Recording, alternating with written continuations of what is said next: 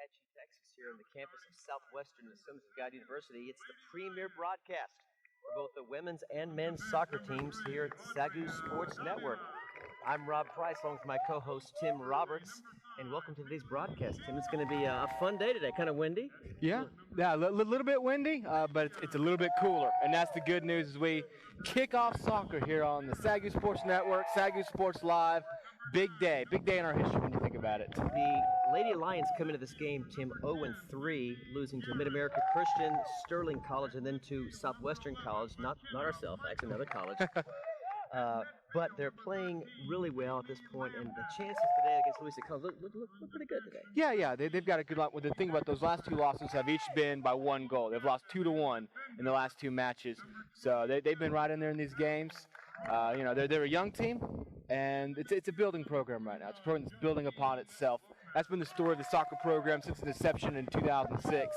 It's just slowly built, slowly risen, and today we're going to get to see that for the first time around the world here on SAGU Sports Live. The women's team won 4 games last year, Tim, and won their first match of the NCCAA regional tournament before being eliminated. So there is a couple of wins underneath their belt. Yeah, they're building off of last year a little bit. They won that first round match actually here at Southwestern, right? For the NCCAA Central Region tournament. Obviously, the men's team went on to win their side of the tournament. Let's look at the starters for the Lady Lions. Number 3, Audrey Davila, midfielder. Number 5, Haley Singleton, our goalkeeper today. Number 6, Natalie Pena, midfielder. Number 8, Daniela Ramirez, defender. Number 9, Noelle Pugliese, forward. Number 10, Linda Garrison, forward. And we have Amy Lambton, number 13, is a midfielder. Vicky Hagelmeyer, defender, number 19. Jessica Powell, now Jessica Roman, defender, number 20. And number 25, Justin Lopez, a midfielder. How about the Wildcats? The Wildcats, starting today is Emily Bro, number 0. She's keeping goal for them today. Number 2, Kelly Clancy is the defender. Number 7, Hannah Ingerson is another defender. 8, Alex Korn is a forward and a midfielder. She plays both. 10, Brandy Martin is a midfielder. 11, Anna Champagne, defender. 12, Corey Clampett is another defender. 13, Sarah Smith is a forward. 19, Taylor Bergeron is a forward. 26, Aaron Biggs, midfielder. And number 31, Ashley Dubois is a defender from Clinton, Mississippi. And you look through the lineup, a lot of different places that they come from around the nation, including, I might point this out, number 17, Missy Coleman from Almaty, Kazakhstan. I have been to Almaty, Kazakhstan. Well, on an old mission trip many years ago. So maybe I saw her when she was a young baby. Well, we're about to kick off here at the inaugural premier broadcast event of SAGU Women's Soccer on the SAGU Sports TV Network. SAGU is wearing their home whites, while Louisiana College is wearing their road purples. And let's play some soccer.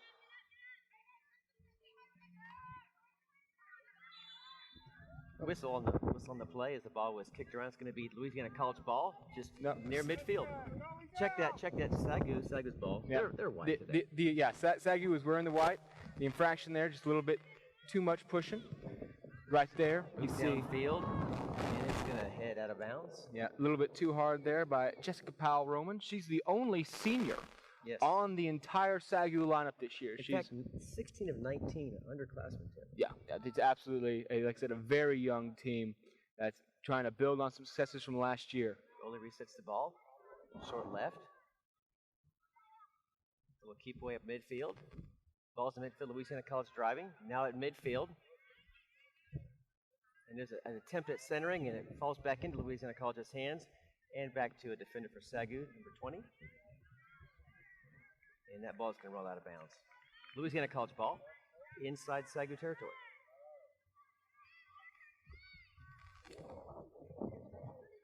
SAGU playing with only technically one forward, Tim, so really strong on the defensive side. Yeah, that's really their strategy. They don't really have what you would call a true striker. They don't really have a real close-up attack.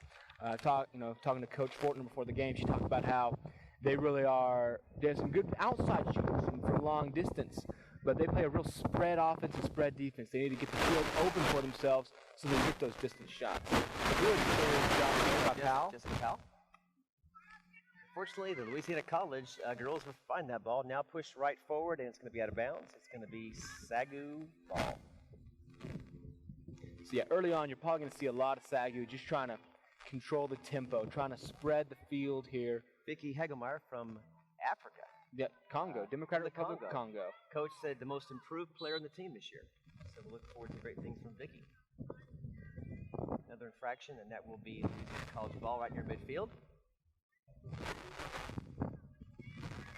Oh, setting up for the kick is number 11, Anna Champagne.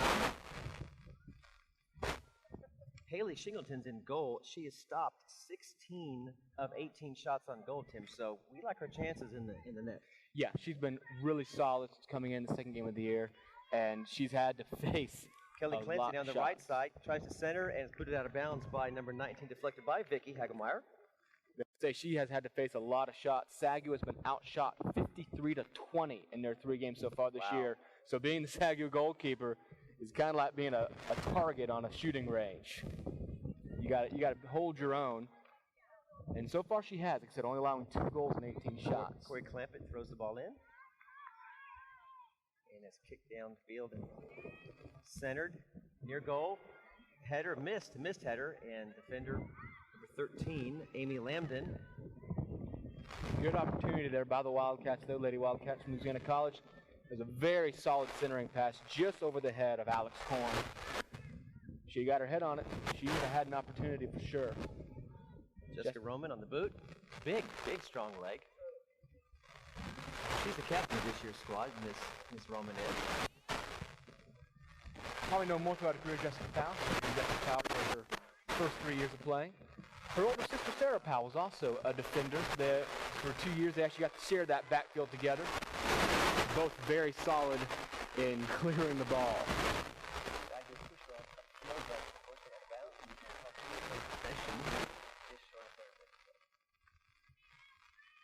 Again, a big change, maybe up to 30 degrees from yesterday's 100+ degree scorching heat. It's wonderful. We're being out here yesterday, watching practices and getting some of the broadcasts set up.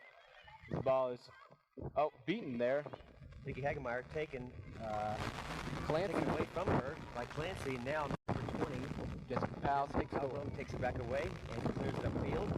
Number 6, Natalie Pena, and it's going to go out of bounds and Louisiana College ball. And you can see that wind taking effect right there. That ball was hit very hard, but once the wind got a hold of it, it didn't have much of a chance to stay in bounds.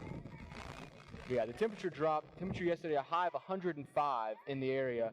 Set a record temperature for the day. Yeah. The original record, I believe, was set in 1955, but one of those blessed Texas cool fronts moved in last night, and we're in the mid-80s right now, and looking beautiful. If it was 105 today, this would not be a pleasant outing for anyone involved. No, this would be a much different game because the teams, you can look for the teams that have a bit more stamina in the game. It makes a huge difference.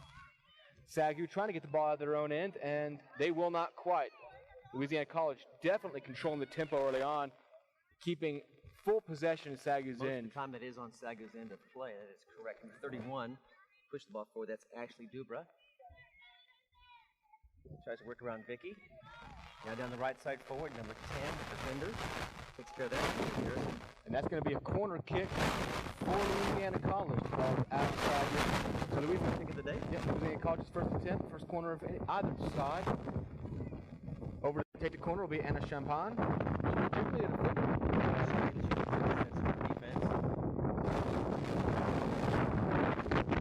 She has a strong wind straight in her face. Yes, the wind's right in her face. She's going to have to give it a solid kick to get over that goal. She gets it there, and great punch out by Haley Shingleton. And wide left. Alex Korn took the shot with her left foot, but didn't quite have the footing to get it off. Good job by Haley Shingleton punching that ball away from the net. Roman boots the ball forward to number 13. Amy Lambden tries to get past the defender. Now up to midfield, and the ball still in play. And there's a battle for the possession. And Louisiana College now retains possession at midfield. Now taken by number 25, Justin Lopez. Ball now forward into Louisiana College territory, and she's going to boot it back to her goalie. And Crumpler kicks it out right to number 12, Corey Clampett. That kind of missed it right there, didn't it? We're definitely closer to the action than we usually are. Right here, just a few feet away. You can hear all the sights and sounds. A lot of white defenders clamping down anytime the ball gets close to forward of midfield. Another opportunity here for, great diving stop by Shingleton. Great move by Shingleton. Yeah. Stop that ball from getting past her. Alex Korn had a one-on-one with the goalie there, and Shingleton came out and met her. Prevented any sort of shot from taking place, and then good job of just pouncing on the ball, keeping it in place. A lot of times you'll see, it's not the initial shot that gets you, it's the rebound off of the goalie's hand. That's the kill shot. So very good job of wrapping that up, not letting Louisiana College get the second opportunity. Roman clears. Ball is still in bounds. Back near midfield. Around several defenders. She's still got possession of the ball. And now she's tripped up. They didn't call that. Didn't call the trip. No. The play might have been on the ball close enough. SAGU will get possession back if the ball does roll out of bounds. SAGU just hanging in their own end right now, having a hard time keeping the ball away from Louisiana College. But like you pointed out, they have only one true forward on this lineup. Yes. They have a very defensively minded team. So how will they eke out a win today, Tim, in your opinion? I mean, you gotta wait back. You gotta sit back like you are right now. Keep Louisiana College scoring with your defensive mind, and then just look for that opening. No team can play perfect defense for 90 full minutes. You gotta look for that time that there's that hole. Get the ball up the middle, hopefully get a 2-on-1, 3-on-2, get an opportunity, get numbers in your favor, and trust one of your scorers to be able to put that in. Ball cleared forward now into Louisiana College territory, and offsides. Yep, flag goes up. That will be offsides on the Lady Lions. Louisiana College keeps opportunity. So we're down to about 36 minutes left here in the first half. Clock counting down as it does in college soccer. If you're more familiar with professionals or international, the clock will count up in that instance. Slightly different clock keeping rules for college, but basically the same thing. Tim, let's go over some of the rules of collegiate play as far as the golden goal rule goes. And there's a shot on goal. A great stop by Shingleton. Yeah, Shingleton. That's, I believe, her third true save of the game already, and we're just 10 minutes in. Good clearing shot. So there are some new rules, or different rules that some folks may not be familiar with, as far as how games end, a shootout, no shootout. Explain for us how the games. If you're more familiar with international soccer, you're used to the idea of overtime being two separate halves. In collegiate soccer, if the game does end in a tie, which obviously we're a long way from talking about the end of the game, there will be two separate overtimes of 10 minutes each, and it is original golden goal rules. Whoever scores first, no matter what, the game ends. Game over. Obviously, international now, if you score, you have to play the rest of the overtime period. You still have a chance to tie and force a shootout. And obviously, since we're in regular season, if we're still tied after that, you're just tied. No shootout in this league. No shootout until you're playing postseason. Just a good old-fashioned, hard-fought tie. Kind of like kissing your sister. I don't like ties. You know what? I do, though, because a tie is a good way of indicating that both teams gave their all. I mean, obviously, once you get to postseason, you have to go to the shootout eventually. You can play a soccer game for 3 days, sometimes without a team being able to score if the defenses are good enough. But I like the idea that you can hold strong. It's a good job by Hagemeyer of getting that ball away. Clear out by number 20, Jessica Roman. But I like the idea that both teams get rewarded for a hard-fought battle, and you don't rely on chance, because a goal shoot is just chance. Right. The best goal shooter in the world can just miss wide. Just ask Portugal in the Euro Cup how much they like shots on goal to win a title. Now, speaking of that, you actually grew up in Europe as a missionary kid, so you've got a lot of exposure to soccer. So yeah, obviously, it's the rest of the world. This is the world's game, and America is just finally starting to bring it on, and finally starting to blend in with the rest of the world as it comes to soccer. But growing up in Europe, I got to see it in all its glory. Obviously, it's the sport everyone's playing on the streets. It's the sports that you sign up for as a kid. Right. And if your country's in a tournament, the country shuts down. I remember a year, the country I lived in, Latvia, made the Euro Cup. Around 6 o'clock when that game came on, you could find a person on the street. A shot on goal, and Shingleton, a great hand stop right near the post, the left post. So Shingleton showing her mettle early. Yeah, and she's had to, because we're about 12 minutes into the first half, and I want to say probably 10 of those minutes have been spent in SAGU territory. Yeah. But yeah, obviously growing up around soccer, It's a little bit easier to play in Europe. These girls have been out here since August 1st practicing in 105, 106-degree weather every day. I think they would enjoy training in, I don't know, England this time of year or Germany, where it's a nice cool 60 degrees or so. Speaking of women's soccer, you told me earlier that women's soccer is really more popular than men's soccer in America, in your opinion. In my opinion, when you look at the recent results, another opportunity here in Shingleton, just holding her own in there. Nice work by Shingleton. Not even allowing any sort of true opportunity to materialize. But yeah, it is interesting as we watch women's soccer here. Obviously, if you try to weigh the popularity of women's basketball versus men's basketball, or even women's hockey, or softball, women's sports usually don't hold the ratings power. As SAGU tries to get the ball downfield, but it'll be kicked away.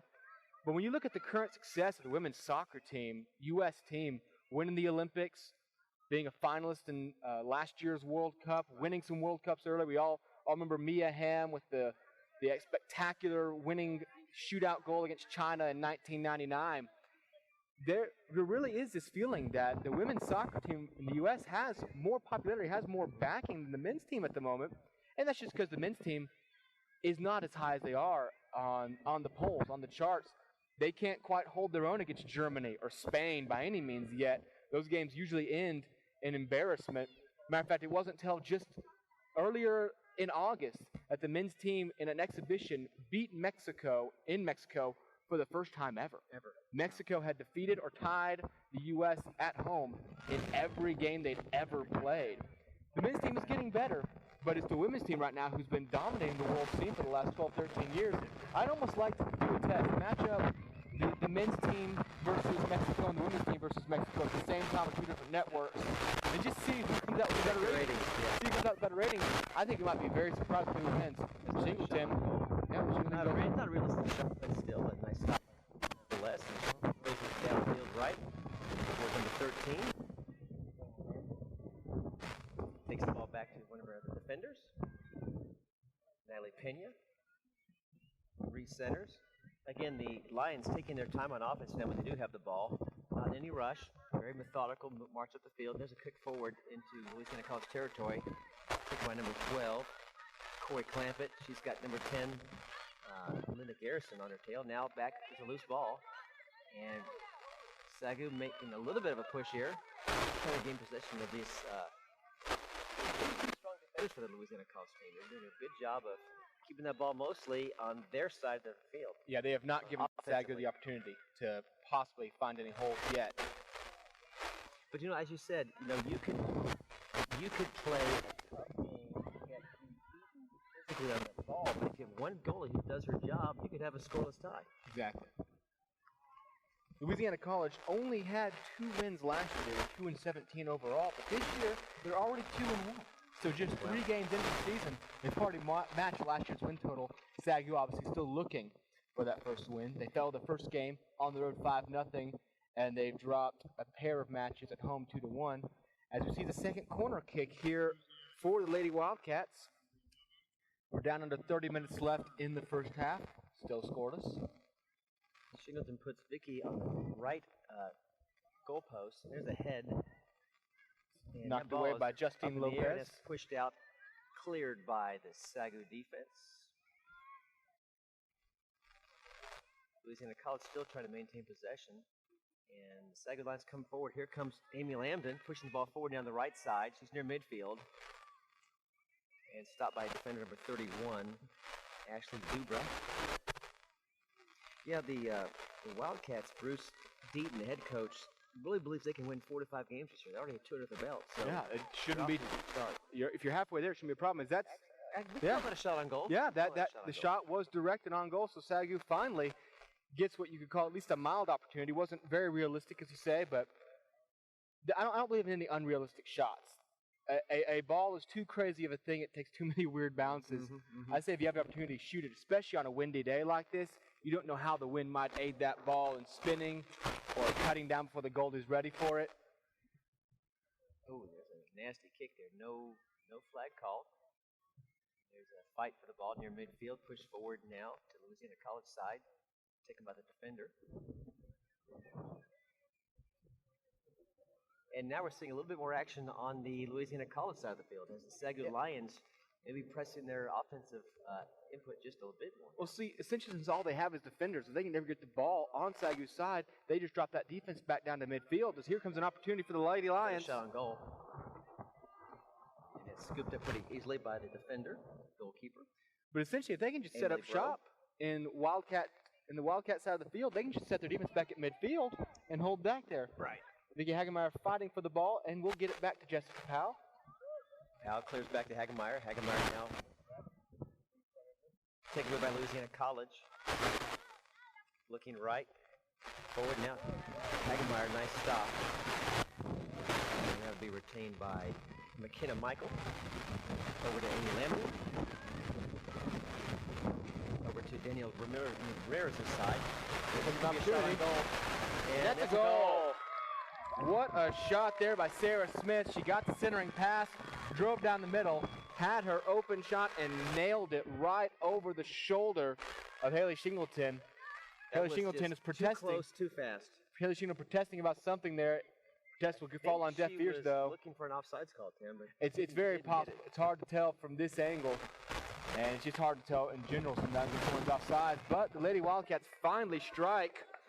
They're in SAGU territory for most of the first half so far, and they finally make it work, going up 1-0. Ball cleared right side. It'll go out of bounds. It will be retained by the Louisiana College Wildcats. And you know, soccer's a funny game. There's a lot, nothing goes on, and suddenly, bam, there's a strike. The crowd comes to life, and it's 1-0. You have to be constantly awake with soccer. It's something that it gets that stereotype of being the scoreless game, the boring game. What people don't realize is that in soccer, you're always 5 seconds away from scoring a goal. That's all it takes. That's going to go high. Now, actually, not going high. It drops down. Shingleton will retain possession. But essentially, if there's an opening, you're always 5 seconds away. It doesn't necessarily feel like it. Very good point. But one long kick, one quick pass, and you can score a goal. It can happen just that quickly. So you can never, even as the game keeps a slow pace that this one has, you can't let up your attention there. You can't let up. And it looked like that's not what happened to SAGU. They just lost focus for a second, let the Sarah Smith up the middle.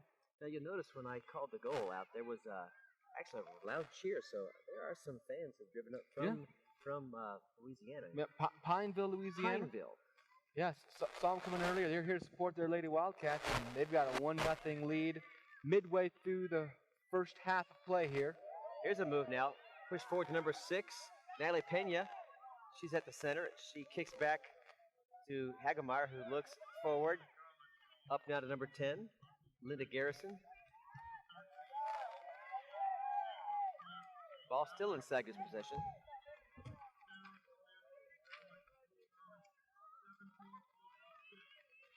Looks like a kick there. No trip, nothing called by the referee. We'll play on. Back to the defender, Amy Lambden. Official announcer coming in. Check that Roman. The goal scored. Big boot forward. The goal scored there will obviously go to Sarah Smith, and the assist will go to Alex Korn. Happening at about the 27th minute of the first half. I'm just amazed at the level of endurance that takes to play a soccer game. You're running literally nonstop for large amounts of time. In a full-fledged game, obviously more of a professional game, they estimate that players can sometimes run up to 10 to 15 kilometers in a single game. Wow. So you're running, for those of you who can't do metric math. Well, you're from Europe, so your metric math is still in your head. That's in the neighborhood of 4 to 5 miles. So go outside and run 4 to 5 miles in 90 minutes, and then think about running 4 to 5 miles, bumping into defenders, constantly paying attention, sliding. It really is, they call it a beautiful game, but there's really nothing beautiful about how hard you have to play. It's a pure endurance game. It's the marathon of all sports. How will this affect both teams, for that matter, when you get down to 5-6 minutes left in the game and it's a tie? Perhaps it's tied. How does that affect play when they're obviously winded at this point? Oh, that means so much. As the pass goes ahead, easily handled there by goalie Emily Bro. It means so much. So many times you'll see the team who just isn't better conditioned hang with the team for 85 minutes and give up 3 goals in the last 5. Wow. It really is that much. Soccer is all about conditioning. Now here's a first chance that the Lions have possession to inbound the ball fairly deep into Wildcat territory. Here's Vicky. She looks left. Try to set up. They can't stay in the middle. And that was a great kind of a deflected shot on goal, you can call that. And that was definitely our best chance to have a good, clear look at the net. Tim. Good centering pass ahead to Noelle Pugliese there. She gets the shot off. It will be out off of Louisiana College, so there will be a corner kick, the Lions' first corner kick of the game. Jessica Powell-Roman going to the far side corner there. Captain from Terrell, Texas. We'll place it in the corner. So here comes. Is there a set play, Tim, that they call, or do they just kind of get open? Or how do we play corner when kicks? It comes to a corner kick, you have an entire range of plays. This time they go high. What a header! Oh, what a Bounced save right there. in front of the goalie, who quickly scooped it up, but exciting to watch nevertheless. Now here's a possession back by the Lions and picked up again by Louisiana College at midfield, but that corner kick was well kicked. It went right into the perfect corner kick. Spot for that header. Perfect corner kick, perfect header. Just Emily Bro was in the right place. She was standing right down, stopping that one. But SAGU now finally starting to show some offensive power. Obviously, they have to now. You can play that defensive style, but now even if you shut out the Lady Wildcats the rest of the game, if you don't score, this is a loss. So already in soccer, you can't. Sometimes with football, if you go down early, if you're more familiar with football, you get on 7-0 early. You don't have to change your entire style, because you're assuming you'll be able to score again. In soccer, that's never a guarantee. You have to change your style right then and there and realize we have to start playing for a goal right now. You because can't. Scores are so short to come by. Yeah, you can't afford to just wait back on your haunches and hope for the best. You have to change and become more aggressive that minute. And the Lions are doing just that as they keep the ball now forward in Louisiana College territory. And you're seeing a bit more play on this side of the field, so that's encouraging sign. Let's see if the Lions can put one in the goal here before halftime to tie this up. 22 minutes left in the first half here at Lions Park. The premier podcast on the SAGU Sports Network of women's and soon-to-be men's soccer in just a couple of hours. A doubleheader today, Tim. Yep, doubleheader. We do them with basketball. We're doing them with soccer now. Very exciting day. We'll obviously have more on the men's broadcast coming up as we transition to that game. The men, of course, are your 2011 NCCAA Central Region champions. And, well, let's say they're not looking to defend that title. If they have the opportunity, they want to, but they're looking for bigger sites this year. They're looking for the Red River Conference and birth there. Now, this is the only game that I can think of, Tim, where the human being, the person, can be out of bounds, but as long as the ball is in bounds, it's play on. It is very imprecise when the ball actually goes out of bounds. The ball has to completely go out of bounds. Obviously, other sports that we deem more American, with basketball or football, if you have so much, nowadays with football, there's so much as a pinky toe outside, you're done. And the wind is definitely picking up here at Lions Park, blowing that ball straight out of bounds. But yeah, I mean, especially with modern day cameras and reviews, as we have a substitution now for Louisiana College. Coming out is number 8, Alex Horn. She had the assist early on. Number 21, Shelby Schneider looks to be coming in. 27, actually. Check that, number 27. That Brianne Hopkins is now in the game with Alex Korn taking a rest or possibly out for the rest of the game. You never know with the substitution process whether or not she'll be back in. But she has the assist for the Lady Wildcats, so that's another point to her record for the season. So far this year, Noelle Pugliese has 1 Lions. Gloria Lousiana 1 goal. Jessica Powell with assist, and Amber Bilal with 1 assist. And again, we mentioned Haley, 16 of 18 saves. Now a few more than that, letting 1 slip by today, but still, yeah, she's let a goal in, but she's probably made 5 or 6 more saves on top of that. So her average is not bad. Opportunity here for Lady Wildcats. Kick long, but it's going to be high and into the fence. As a strong wind blows straight across, maybe a little bit from the left corner for you viewers at home, straight across the field. But it definitely affects that ball when it's in the air. Roman kicks a big boot to midfield. Hard fought, taken by Natalie Pena. Pick up number 25. Moves the ball, Justin Lopez from Red Oak, Texas, right here nearby in Waxahachie. Noelle Pugliese, we just mentioned her name. She bats the ball around. She's from Lee Summit in Missouri. Good defense by Natalie Pena on that one. Whistle is blown. Looks like it was a bit too much contact by Lady Lions, so possession will remain with Louisiana College. Pena called for that foul. From Union High School in Tulsa, Oklahoma.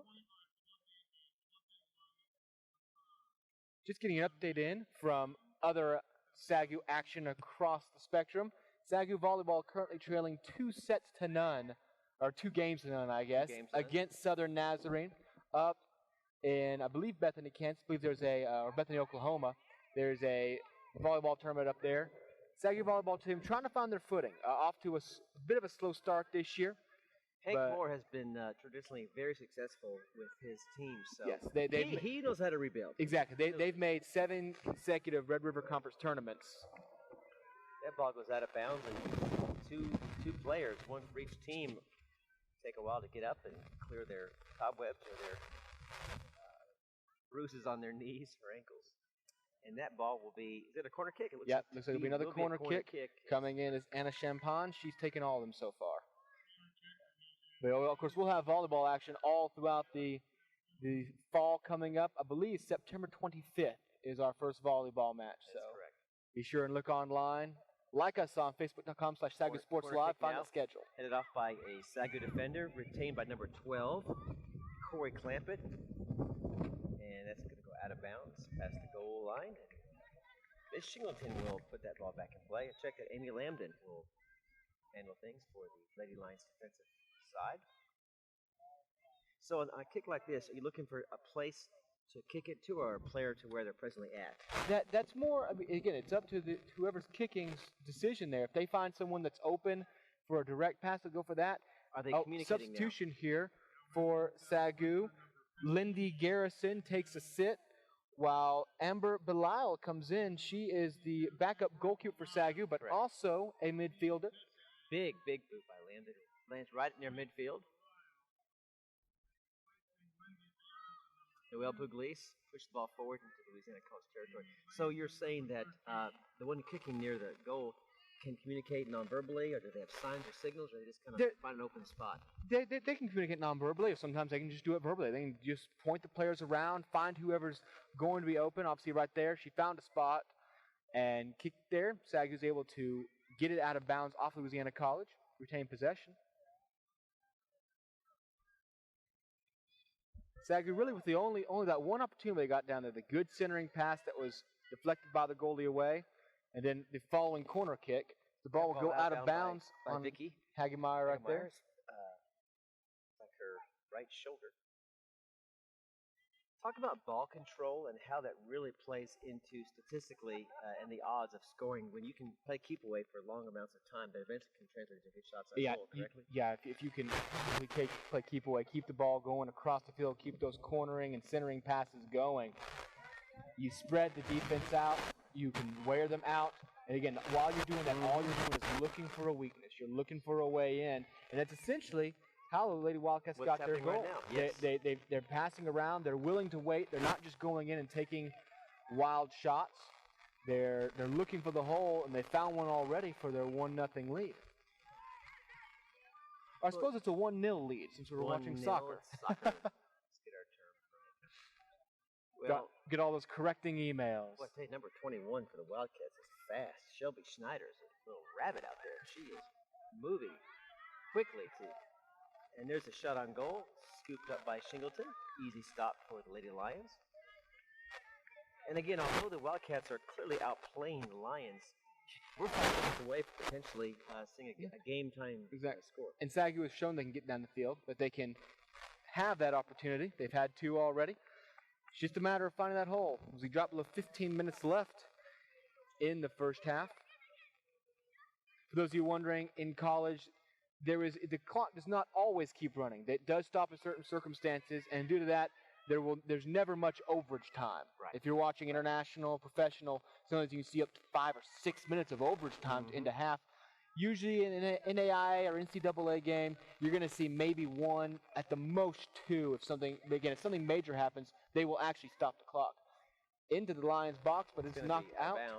And that looks like it's going to be another corner for the Lady Wildcats. Yep, up comes Anna Champagne. Champagne. We'll go with Champagne. Looks like Champagne. From Houma, Louisiana. That's near the New Orleans Metroplex. I believe this is their 4th corner of the game.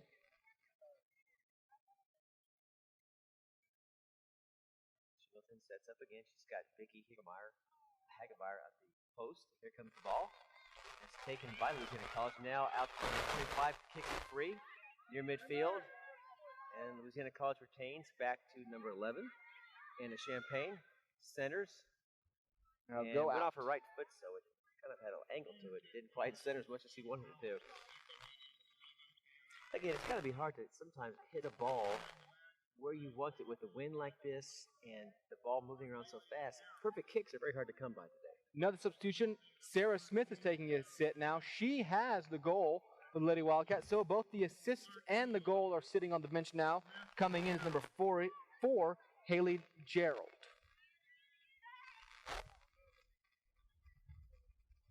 Good defense by Lambden. She clears the ball. She's got two defenders on her, and she's going to kick that ball out of bounds. And Louisiana College retains possession.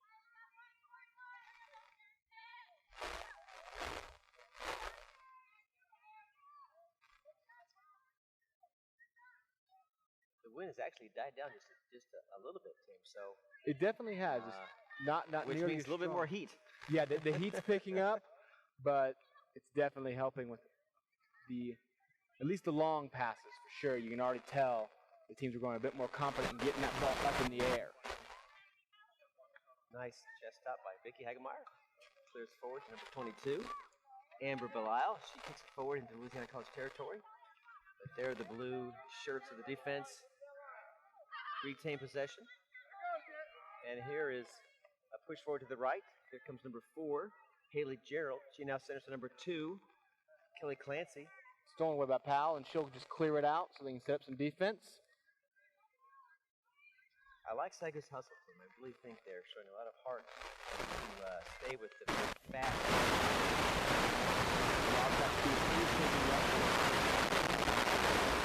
One more goal in before that. It was only a 2-0 half, but means a lot.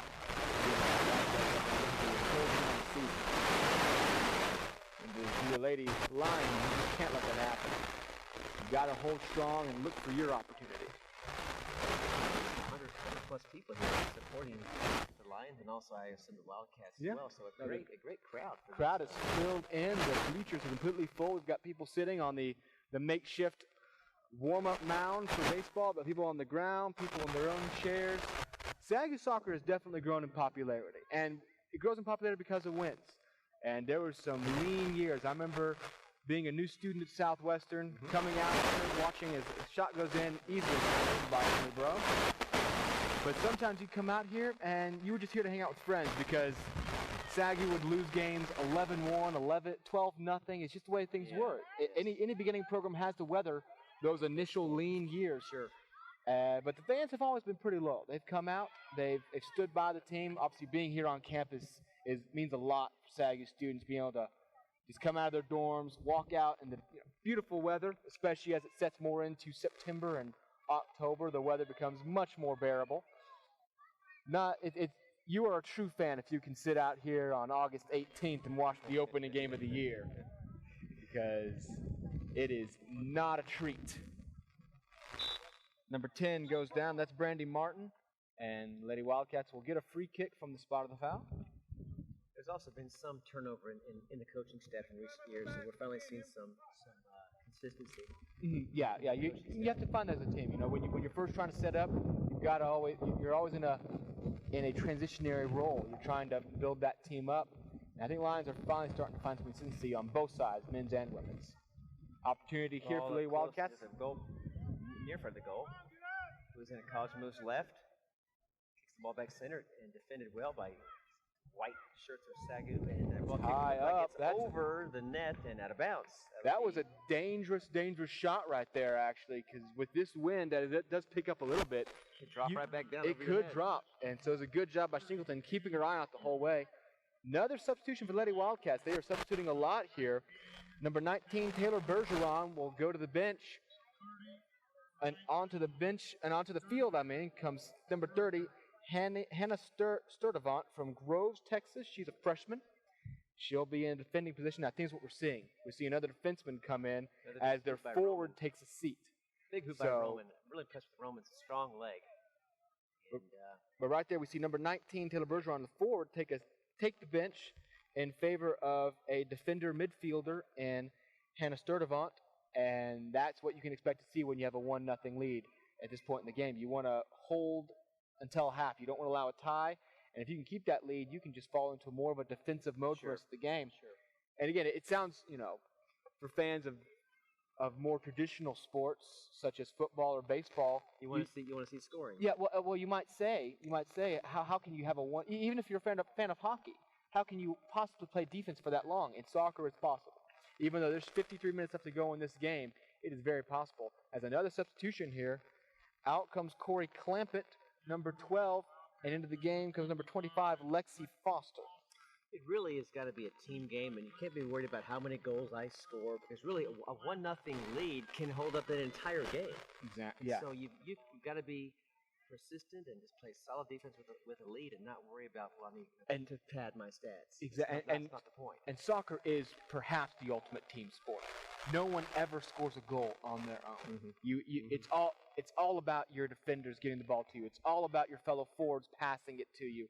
You don't win the game because you scored a goal. You win the game because your goalie stopped 5 shots. It's very much, it's the epitome of team sport. Another opportunity here for the Lady Wildcats. On the move, 3 defenders in front of her. She has to kick it back to Clancy bumps 7, back to Ingerson. But deep into SAGU territory are the Wildcats, and they're really playing keep away from the Lady Lions right now. So this is what you do not want to see if you're wearing white jerseys. Obviously, that ball pushed forward like it is now, finally near midfield, and it's going to go out of bounds. No, it'll stay, just barely stay in. Just barely stay. And now it's moving the other way. And there's the defense of the blue-shirted Wildcats, pushing that forward into SAGU territory once again. So down under for a while, the Lions were getting the ball in Wildcat territory. Now we're seeing again that the Wildcats are flexing their muscle just a bit and keeping that ball and that pressure on the Lions defense. Yeah, the initial comeback burst for the Lions after they gave up the goal has faded a little bit, although, bumped away here. That could be an opportunity, but no. Good job by number 25, Lexi Foster of Louisiana College to keep that, but it is SAGU's ball. Number 25, Justine Lopez. But taken away immediately by Louisiana College. SAGU just they're finding it hard to piece together 2 or 3 passes without Louisiana College taking the ball away.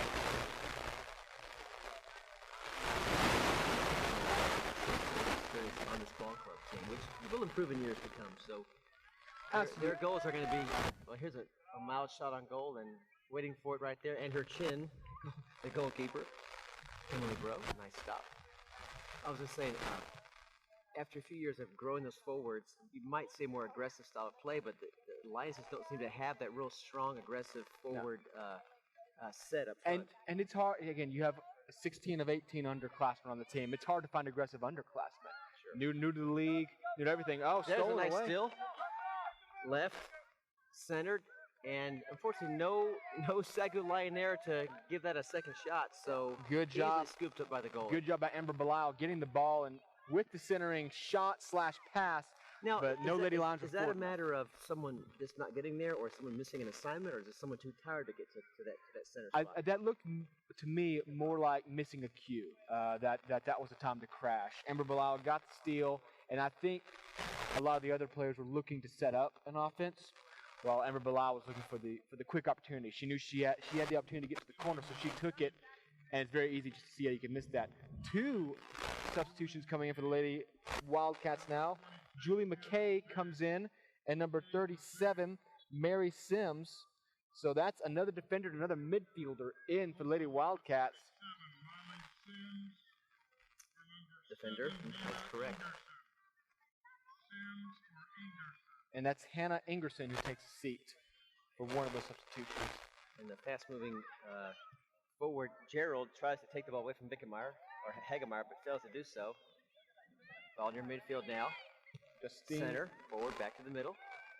Justine Lopez gets that ball push across. Forward right. Taken by Wildcats. Going the other way now. Lady Wildcats playing like there's more than 10 of them out there on the field right now. Sure, you look up and there's a blue jersey everywhere that ball is, it seems like. Headed away right there by number 31, Ashley Dubra.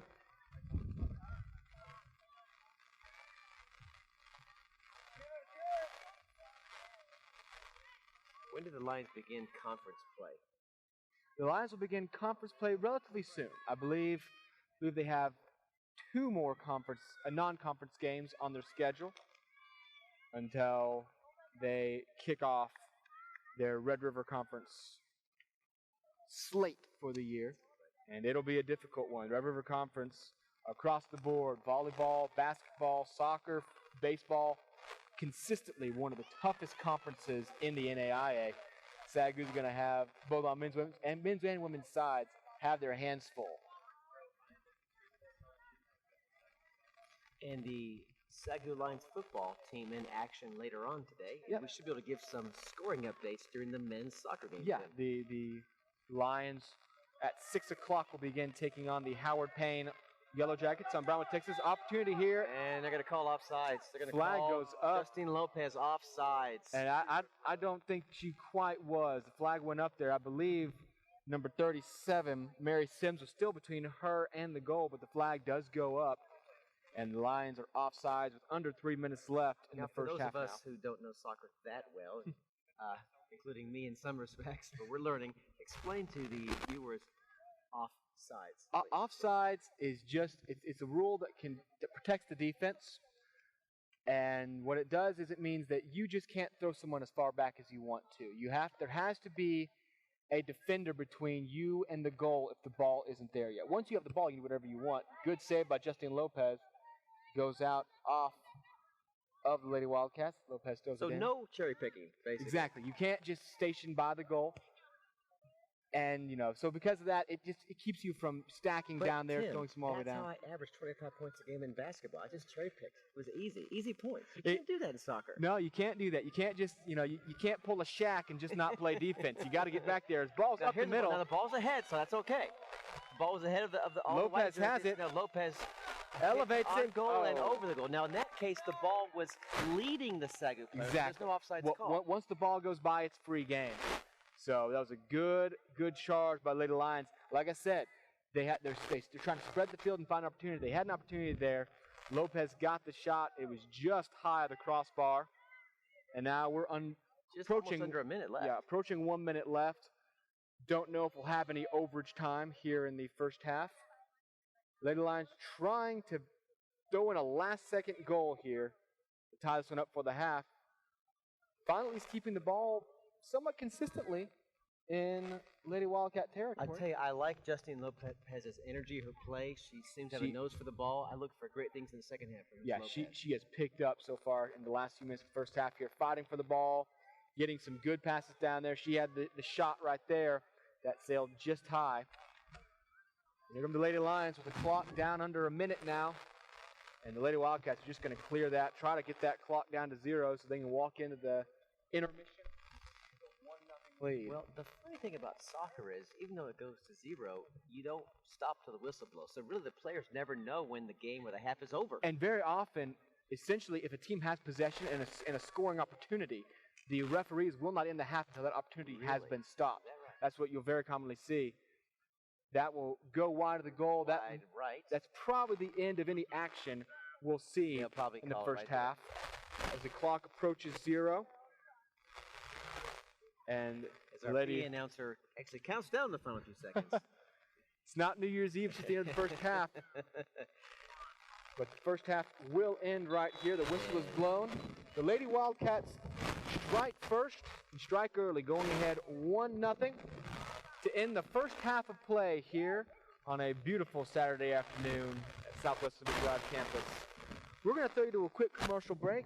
We'll be back with some halftime entertainment, some halftime discussion, right here on the SAGU Sports Live, SAGU Sports Network.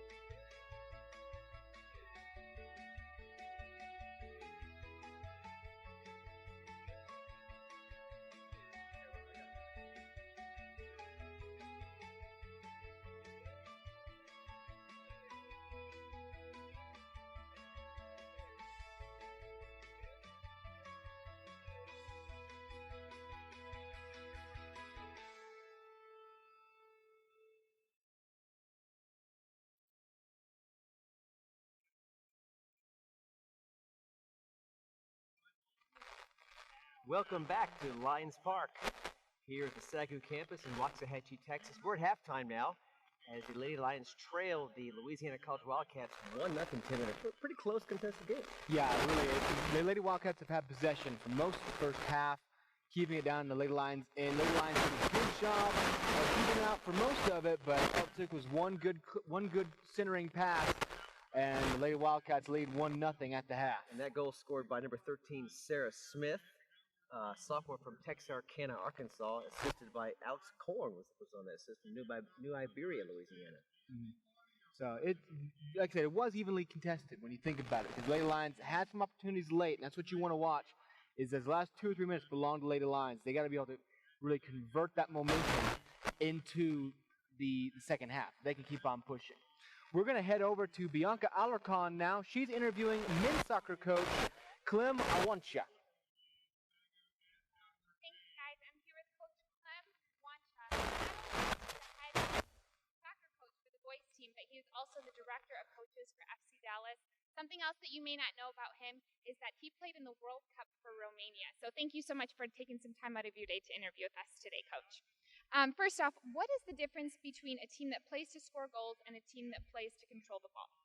Well, I think the most important thing is a team that can really have the ball. It's really difficult to score. So the most focus you have to is keeping the ball as much as you can and just create from there.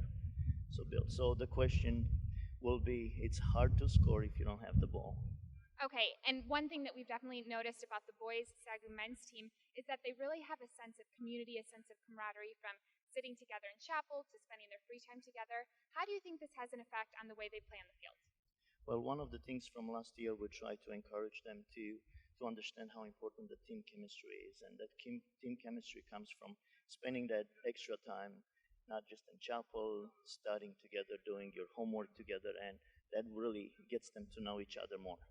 Okay, and Danny Martinez, one of the 3 captains on the team, he's often the target for many opponents. Can you tell me some things about his strengths? I think the strength of Danny is he's holding the ball very well. He's a big boy, very physical. It's very hard to take the ball away from him. So he's very technical, and that's why he's a threat most of the time. Okay. And tell me about some of the team's better players when it comes to possessing and passing the ball. Well, we have El Salvador, we have Colocho, we have Parker, we have the new freshman Lee that came in and who really fits very well with the team. So we have quite a lot of good players that when we did the recruiting, we kind of looked at those good qualities for them to be able to be technical, be smart, be intelligent with the ball. Okay, and one of your new players, Robert Ambrosi, from your hometown of Romania, what led to his coming to Southwestern? Well, last summer he spent about two months here in Dallas, and he trained with the academy, and we encouraged him. You know, he had opportunity to go and play pro, and he decided to stay and focus on his college education, because I think in the end that's very important, and later on if he decides to go pro, he's going to be able to continue that. But I think education is very important, and having this opportunity to come and study at SAGU, he really was excited, and also his parents and family. Okay, so not only is Robert an asset to your team, but also Cesar Galvin. And for goalies, he's more on the short side, but what about him is so effective at being a goalie on the Southwestern team? I think the size in a lot of times, and even big goalkeepers in the world, it doesn't matter the size, it's the quickness, the agility, and he's very vocal. He really keeps everything on in front of him, making sure that everybody's are on their toes. Okay, and him, along with Danny Martinez and Jonathan Ramos, they make up the captains of your team. What are some skills that they have that you think really proves them as leaders and really makes them stand out above the rest of the team? Well, the main thing is I think they complete each other. Some of them really they are hardworking, like Colocho, for example. He is a leader through his example, and when it comes to being sweating on the field, he's going to do that. Danny, he's also through physical abilities and his leadership, and also Cesar Galvin through his communication skills. So that's the reason I decided to have them all 3. Everybody focuses on certain parts of the team. Okay, well, thanks so much, Coach, and good luck tonight against Louisiana. Thank you. Appreciate it. We're going to send it to a short commercial break. We'll be back after this.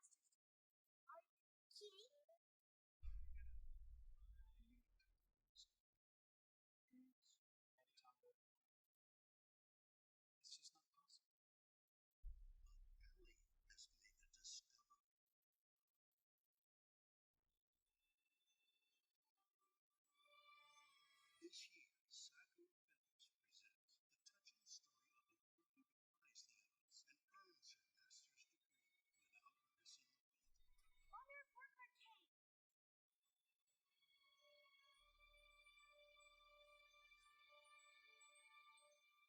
Distance education, now playing at a computer near you.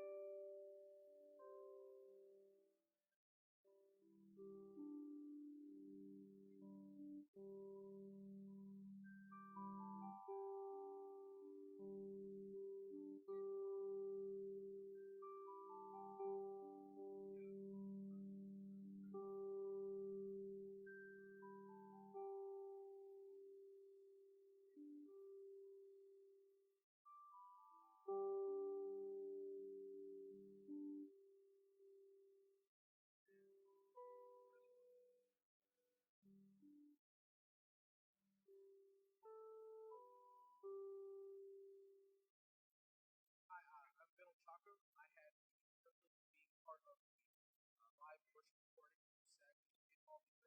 I had the privilege of writing 2 songs on the album.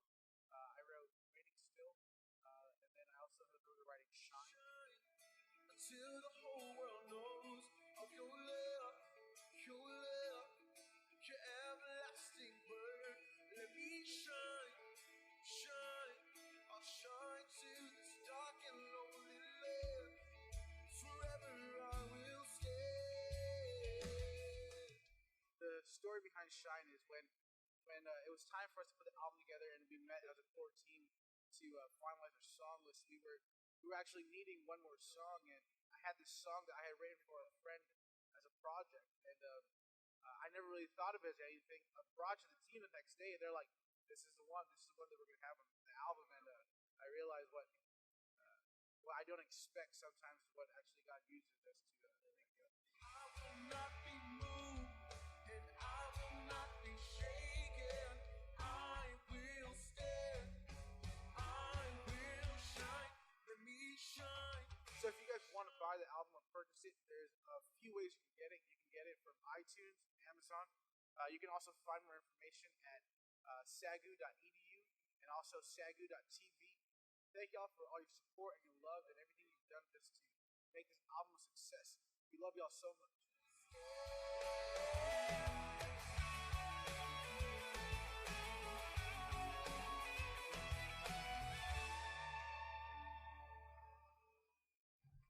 And welcome back to windy Lions Park here in Waxahachie, Texas on the SAGU campus. And we're at halftime, about to kick off the second half, Tim. Lions trail 1-0. We got some stats to share with you.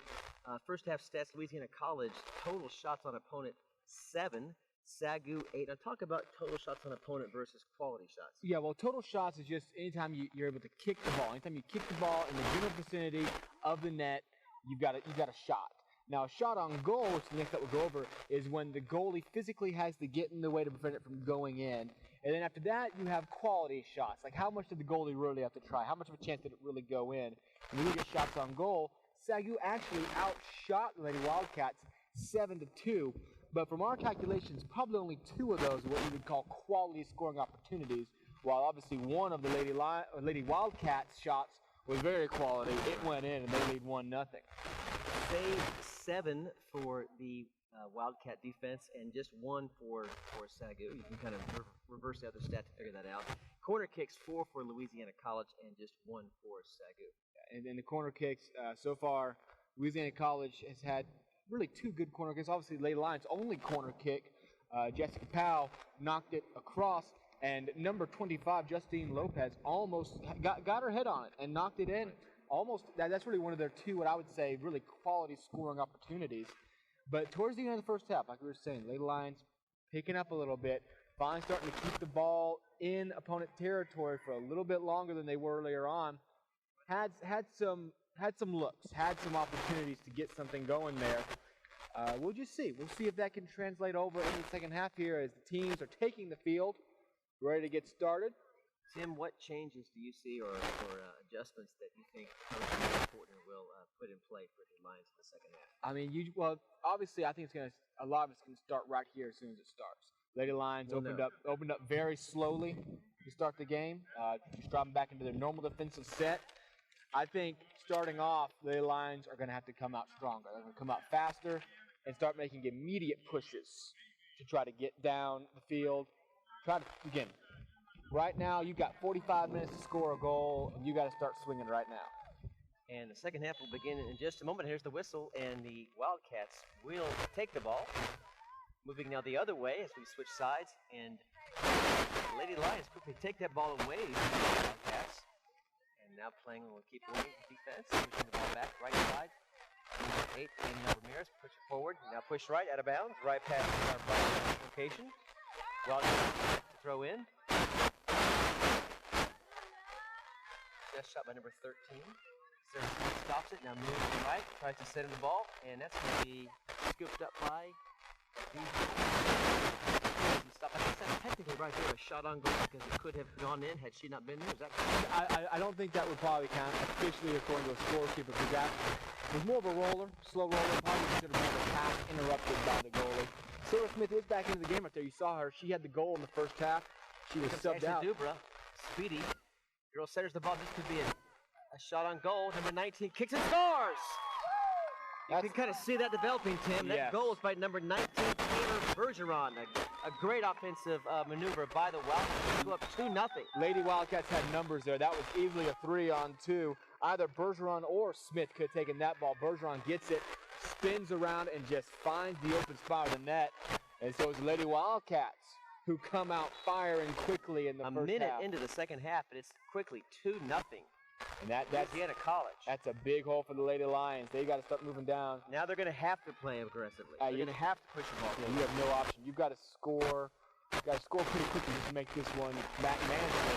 The Lady Wildcats open up ferociously right there. The wind is actually with the Wildcats this second half, so another challenge overcome by the Lady Lions. Got now 2-0 quickly. An impressive kickoff by Bergeron. Absolutely was. She got the ball, shook off a defender, and just found the spot that Haley Singleton wasn't in. Haley Singleton couldn't get there and found the back of the net. Here come the Lady Wildcats again on the march.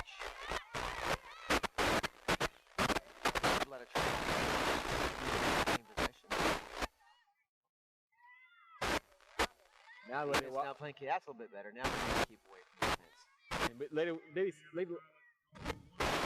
Exactly 1 minute in, yes. Yeah, for the goal. Again, you could kind of just see it coming. It's just a few seconds before you thought this is not going to end pretty. Ashley Dubra is She set that goal up with her speed, Tim. Yeah, Dubra's speed set that goal up perfectly for Miss Bergeron. Ashley Dubra is getting the assist there. Sure. As we hear the official score coming over the PA announcement. Out of bounds. That'll be Lady Lions ball. And it was speed that when they got that in place, she got 2 Lions defenders onto her, covering her into that corner. And again, all she had to do then was find Bergeron. Did a great job of Roman's shaking great off kick defender. offset by that stronger wind, and the ball going about 20 yards shorter than it did in the first half when she picked those balls out of bounds. Noticeable difference right there. Lady Lions do retain possession after the kick in. And they make a small retreat and reset. Big kick there against the wind. Ball near midfield. SAGU will retain possession. Now here comes number 22, Amber Belisle. She pushes it forward left and stopped in the chest by a Wildcat defender. And now SAGU a mini march as they kick the ball out of bounds. That would not be a shot on goal. That would just be a total shot. I'm not sure if that counts as a shot. That was high and away for the Lady Lions there. It's the disadvantage of not having a strong striker, a strong forward, Sure. is that you do just kind of have to take the shot if you have the opportunity. You're not going to see those extra passes, those extra touches getting down inside. Lady Lions trying to get something going here. They need to. If you don't find a goal in the next 10, 15 minutes or so, Lady Wildcats can try to shut this thing down. The ball goes out of bounds by good defense by Ramirez. Wildcats on the move again. As Brandy Martin protects the ball, now kicks back. Ball at midfield. And no call by the ref. Yep. Play on. Two players go down, but ball continues to be in play. The Wildcats patiently setting up, centering the ball. There's a trip. The ball's still in play. Another shot on goal, and dribbles forward to Haley Shingleton, who will pick that up easily. Sarah Smith just kind of had to take her shot there. Left-footed, not really on balance, but it was the only opportunity she's going to get, so she fired it in. Not much. Easily Now, that retained. ball might stay in because of the wind. If there's hustle, and there is hustle in play, and the ball does stay in bounds, although she went out of bounds, the ball's in bounds, so play on. Very and good now job a by move Danielle by the Tesse. Lions, pushing the ball on the right-hand side, and that ball is going to be out of bounds. It's going to be possession. Well, I thought it was going to be SAGU, but I think they're going to give it to the Wildcats. No, SAGU will keep possession. No, now the flag is Gave it to changed. the Wildcats. Yeah, it must have touched Tesse's leg as it went out. So the good hustle by Tesse on that play, saving the ball from going out of bounds and getting down the field. Lady Wildcats, though, now with the ball, and every minute they have the ball, they know they're. That's a nice reverse header. Haven't seen that very often. Lions now retain possession. Just near midfield, the ball goes out of bounds, and they're going to rule that Lady Lions ball. We got a substitution coming in here for the Lady Lions. Number 13, Amy Lambden, is going to come back into the game. For McKenna Michael, she'll take a seat. So Lambden, who was in the starting lineup, will be back onto the pitch now. Now, clock's still running, so this counts as, like you said, stoppage time. They'll keep track of this 30 seconds. If they deem it necessary, they will. If not, if they'll just let it be part of the game. There's a scrum near midfield, and the Wildcats will possession that ball. Right side, now back behind the midfield line. Now, good push forward. Is that ball going to be in bounds? It does stay in bounds. And Wildcats on the move again, trying to place the ball in between the zones. The hard-working SAGU defense, they really have played a great game. Just a couple of minor slip-ups on defense, and you're down 2-0 just like that. Again, and both of them materialized because of two excellent centering passes by Louisiana College. Found the person that needed the ball, and they found their way to the back of the net. So, in your observation, soccer really is a simple game of cornering the ball, centering the ball. I mean, everyone knows how most goals are scored. There's no real big surprises, are there, when a goal is scored? No, I mean, the big surprises, they're the ones that you can find on YouTube on the first page. The miraculous goals. Yeah, the spectacular bicycle kicks, the spectacular solo drives. Besides that, it's very clear. Soccer is not full of much magic. It's all determination. It's all just following the right process to get in there. Right. And the Lady Wildcats have done it well twice. And because of that, they hold not a comfortable lead by any means, but it is a solid 2-0 lead right now with about 37 minutes left in the second half, pardon me. Now there's a push, but again, there's a little cat fight there. Yeah, a wildcat fight. Two cats, lions and cats going at it, but a big whistle on top of that. And who's going to get that ball, Tim? Looks like it's going to be Wildcat ball. The official a foul. Push off by the Lions. The foul is going to go against Audrey Davia. Nothing official. Obviously, no cards handed out.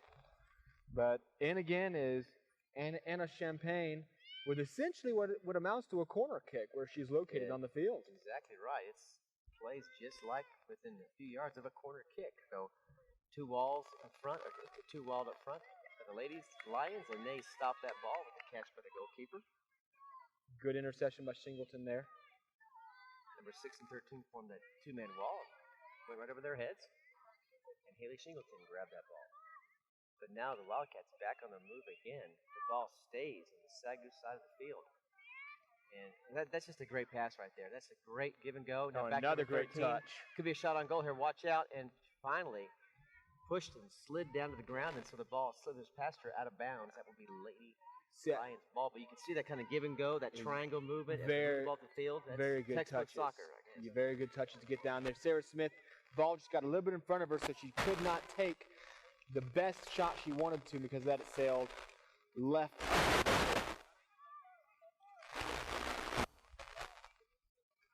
So, in your observation again, a lot of give and goes, just back and forth, like almost like a basketball, where you just pass the ball, move forward, and get back, and it's keep away on the move, isn't it? And even more so because as we talked about earlier with the offsides rule, you have to have that give and go. You can't just fire it as far as you want. Yeah. It has to be pass and move, pass and move.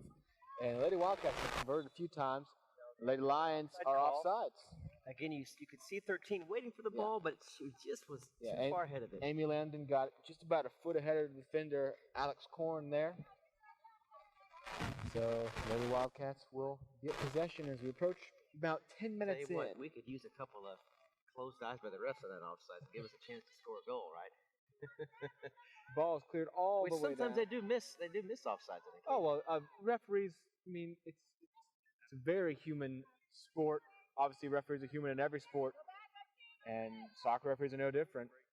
So oftentimes you'll see an offense test it. Sometimes it's worth the risk to sneak past the ref's eyes. There's no instant replay in soccer. No eagle eye like you have in tennis. Nothing like that. No instant replay. Down to the ground goes Natalie Pena in defense. Ball slips away from her. Now pushed up the field right side. There comes Vicky Hagemeyer on defense. That ball is centered, and that ball goes over the goalpost. Caught the top of the crossbar and rolled across it. Very good shot. That could have rolled back down into the net if Shingleton's body language is leaning one way. That ball could slip right past her right shoulder and fall in. That was definitely a dangerous shot. Lady Wildcats with an opportunity there to really stretch their lead. Stranger things have happened on goals. Oh, much stranger. So, Lady Lions avoid going down 3-0 on that shot on goal.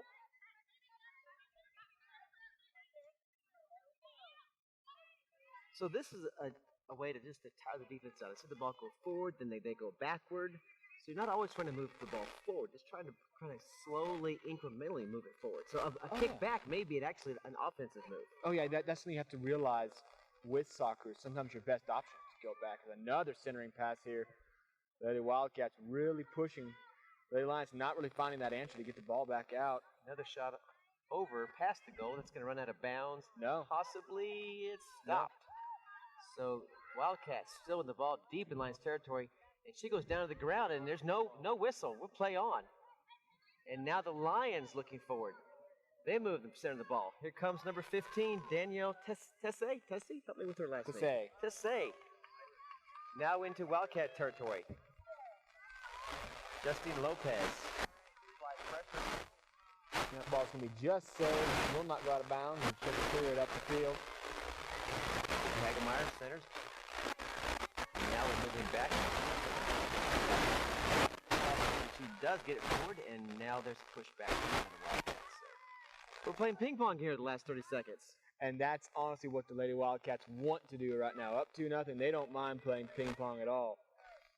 Those pass backs, is keeping the ball away from the Lady Lions.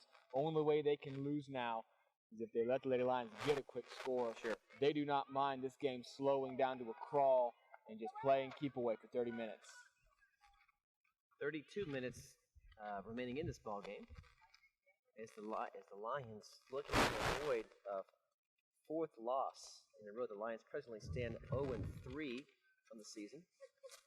Looking to avoid an 0-4 start. So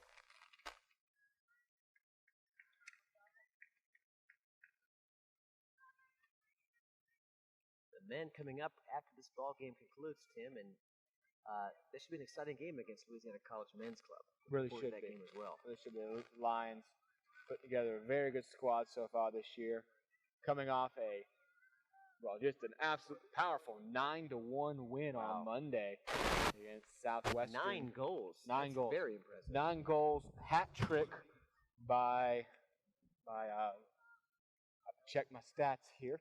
We'll get that name for you in just a moment. Yeah, there was a hat trick by Daniel Martinez on Monday, scoring 3 goals. Roman in that boots the game. ball high in the air, and the wind helps to stop it. But now it's missed by the Wildcats, so here's a chance for the Lady Lions that it's headed off by Louisiana College. Amber Bilal applying pressure near midfield. Wildcats retain possession. And there's a whistle. Wildcats will keep possession, and they'll have a free kick from the spot of the foul.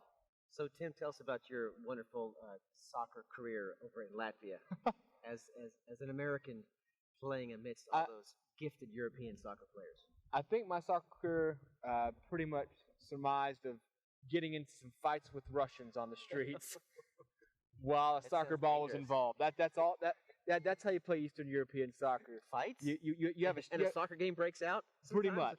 much. You have a street fight with soccer balls. That's exactly how you play Eastern European soccer.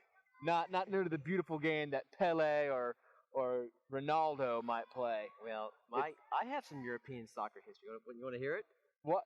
I mean, there's no reason not to. Pass ahead here to Amy Lambden, who's Lady Lions just trying to get something going. They really have not offered another whistle. They've not applied any pressure so far in the second half here as we hit the 30-minute mark exactly. 15 minutes in, not so much as a real breath of air from the Lady Lions. Well, you were an MK. I was an Air Force kid. So I grew up in Spain and Germany and moved to Spain when I was in the 7th grade. Didn't know a lick of Spanish. Saw kids playing soccer, as you probably did the same thing, and I had to learn how to get down there and play. So the very first Spanish sentence I learned, "Puedo jugar fútbol."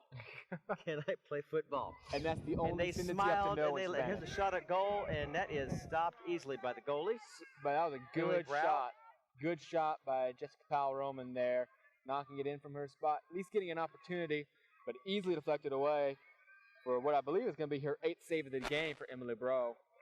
She's not letting anything happen with those. Not at all. Those little toss-ins. So after the Spanish kids laughed at me and, kind of chuckled, they let me join them in their soccer games, which I did obviously terrible at, but I just love to play the game with actually soccer kids from Spain, so I had a good time. Soccer's one of those games that, again, you never really know until you start playing it. It's just fun. Anybody can play soccer. It doesn't take hitting a 90-mile fastball or being 6'9" or weighing 220 pounds. And you can run some, you can play a little bit of soccer. Doesn't mean you're going to be good, but you can find a field. I think that's why it's really starting to catch on more in America. People realize I don't have to be Josh Hamilton, Michael Jordan, or Tom Brady. I can just be a kid. I can just be a guy and play some soccer, and it's just amazing exercise, obviously. Now, ball goes ahead. Why is it you think that the world has embraced soccer so much, and the American, mostly North America? I don't want to say Latino nation they have, but there's not been that full embrace. I'm talking the last 50, 60 years, as we've seen in Europe and Africa and Asia, where soccer really is a world game. I think it falls to the precision of a sport. In America, we love precise sports. We argue whether or not a receiver's toe is in bounds. We argue about whether or not an official should have put 1.2 or 1.3 seconds back on the clock in basketball. Mm-hmm. We'll scream at an ump for calling a ball a strike when it was a quarter inch in the wrong spot of the plate. We feel like soccer is none of those things. Soccer is a massive field with 11 players going against each other, with only one referee and 2 side judges, and the world loves it. As SAGU with an opportunity here. Cleared away there. Lady Lions still Lions pressuring. keep on. Now this could be their best shot on goal, but it's not enough velocity in that ball. Not enough speed. But it was a clear shot. Clear shot. Left corner of the net, but Emily Bro gobbles that up. And the Lady Lions need to find a better clear shot soon as the clock keeps on ticking away. They're down by 2. But as I was saying, the world loves that. The world loves a sport that isn't quite as precise. And as Americans, from the time being a kid, We're taught all 47,000 NFL penalties. We're taught every single minutia. And so to have a sport with overage time, so you don't know when the game's actually going to end, Exactly. with only one key referee. See, I don't like that. That bugs Yeah, me. That's why I brought it up earlier. I have a problem with that. We I want to know when the game's going to end. and Americans don't like the imprecision, but I think we're learning. We're leading, and that scared Americans away. But as we start to see, once you can truly embrace soccer, watching the Euro Cup this year, I mean, was there anything more thrilling than watching Spain develop that true dynasty and take on Portugal in the shootout? Watching the World Cup 2 years ago, again, coming down to a shootout between Spain and the Netherlands, watching America play such a great game. Well, I lived in Spain in 1982, and the World Cup was hosted in Spain that year. So I have experienced a nation in the midst of the World Cup. You could not walk into a pub or a restaurant or any place where there was a TV when those games were on. It was unbelievable. Oh, yeah. It's like it takes over the whole nation. It takes over the entire world. Soccer really is the uniting factor. I had a friend of mine who grew up in Africa, another MK, and he always used to describe it. Soccer's the only sport that's caused a war in sport, because soccer has that uniting power and it has that dividing power sometimes. Good. Teams can have such rivalries against each other, but in the end, it really is such a game of And the thing is, hard work.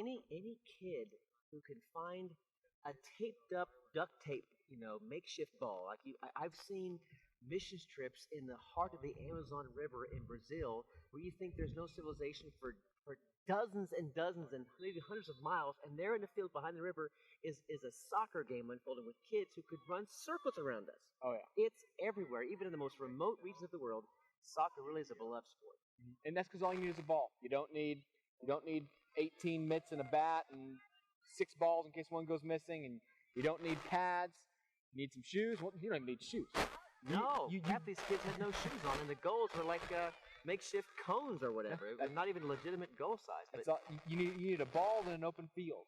So it really is. Great exercise. Keep kids out of trouble. And, even the adults play with the kids. At some point, the kids, they get faster than the adults and can outrun those adults.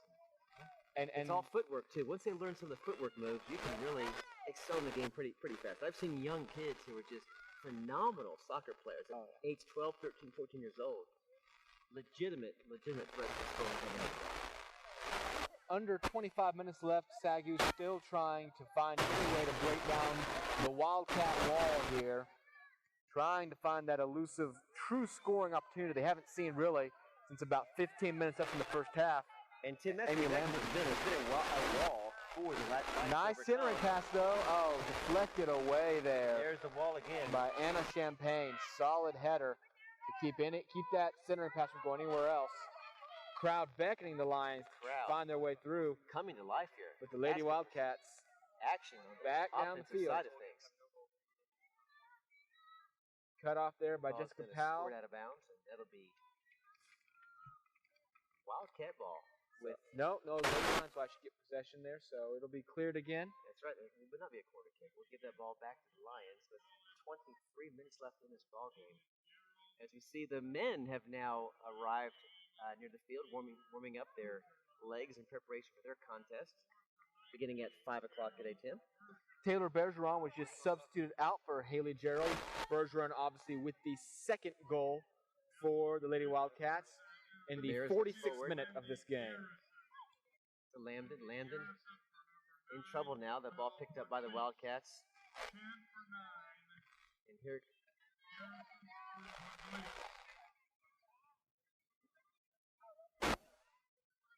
it's sometimes hard to tell who goes back and forth so fast, Tim. 1 minute, 1 second, it can go back and forth with who has possession. So when you get into a little run. Lady Wildcats letting the Lions hold in their own territory now with the clock dwindling away. So does Fortner actually change the game to go with 3 forwards, or do they just ask the midfielders to play more aggressively?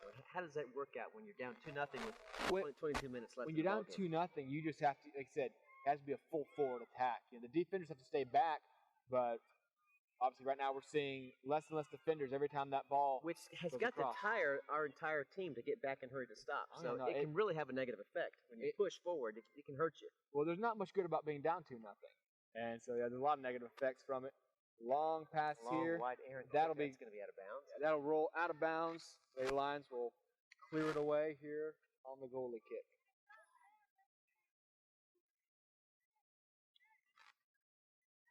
Nearly every Wildcat nearly in SAGU territory now. They're right towing the line.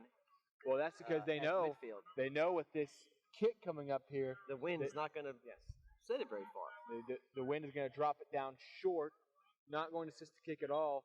So the Lady Wildcats want to be in position, try to steal this away. So more of a direct pass there by Jessica Roman. Out to Daniel Tessie. They fight for possession near the left side of the field, and that ball goes out of bounds. It's going to be Wildcat ball.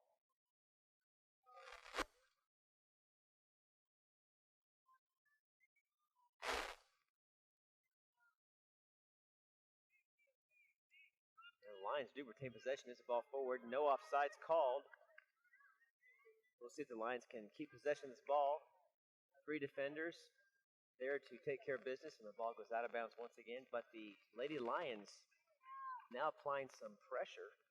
See if they can convert a goal here and get this down to a 1-goal difference as we approach 20 minutes left in the ball game. Looking for number 13, Amy Lambden. She's got possession, and she's unable to hold possession. The ball screams past her, and there come the Wildcats. Looking ahead at midfield now. Forward, no offsides as the ball leads the Wildcat player in deep into Lions territory. And now out of bounds, and they're going to whistle that Lady Lions ball. Good job by Audrey Davila right there. Bouncing it off the But Wildcat Wildcats defender. take possession. Take now it number right 4 back. turns, looks, tries to juke the defender. And number 20 right there, Jessica Roman there to take the ball away. But it's going to stay Wildcat ball just inside SAGU territory.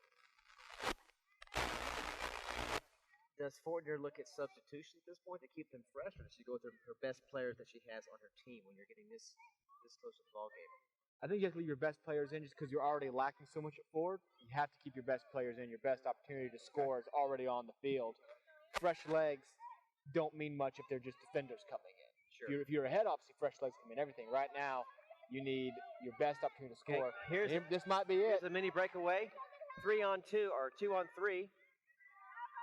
As Amber looks to make a break, she's got a shot that veers to the right, out of bounds, but just a bit outside. The odds were against it was 2-on-3, but she did a they good were job. deep into Wildcat territory. She did a good job of fighting off the defender and at least taking the shot.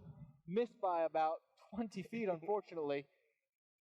Wind aided a little bit. Like I said, that wind is coming straight across that field, left to right, essentially, or bottom to top from the way you're viewing at home.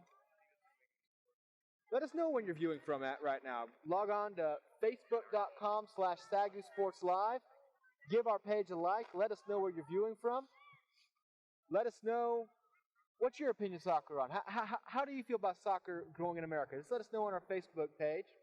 We're going to have a contest coming up later on in the broadcast that I'm going to let you know about. So keep on watching. Tell your friends. There may just be a free T-shirt in it for you. All right. Hey, where can I sign up? I want to play this. I believe we can't Am I play. exempt? I think we're exempt from the official contest. What about our wonderful floor director, Britta? Can she participate? I think she wants a T-shirt. I can see it in her eyes. I think if you're a SAGU student, you should have enough SAGU T-shirts already, right? I mean, you should already be showing your school spirit every Friday. She wants more. She's whispering to us. Ball now deep into Lions territory. The ball centered, and Haley just says, "I want that." And now she loses the ball, and then grabs it back and a whistle.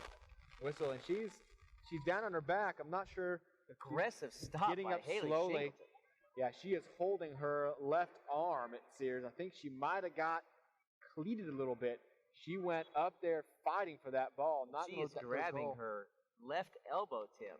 Yeah, it looks like she may have got stepped on or kicked a little bit when that was going on. Let's see if Fortner brings in the backup goalie. Yeah, she may. Which is Amber Belial, who's been playing a lot in this ball game today as a midfielder. Well, it looks like Shingleton's going to step back into the goal, so the Lady Lions will keep her in. headed back in. Lady Lions just cannot get the ball out of their own end of the field right now. The Wildcats aren't done pushing in yet.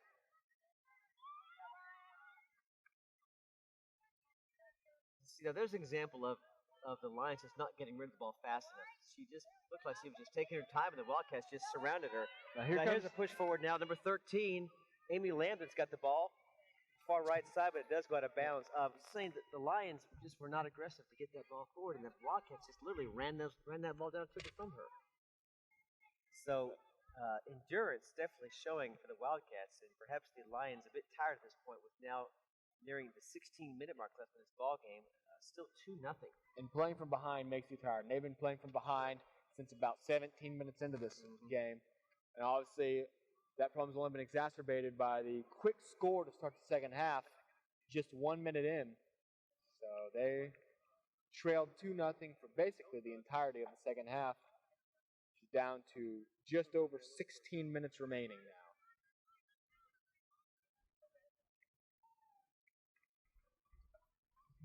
That second goal by Amy, I think it's Bergeron, you could hear that kick from clear back here near our booth. It's a good 80 yards away. It was a powerful boot. It was absolutely just a solid thunderous kick.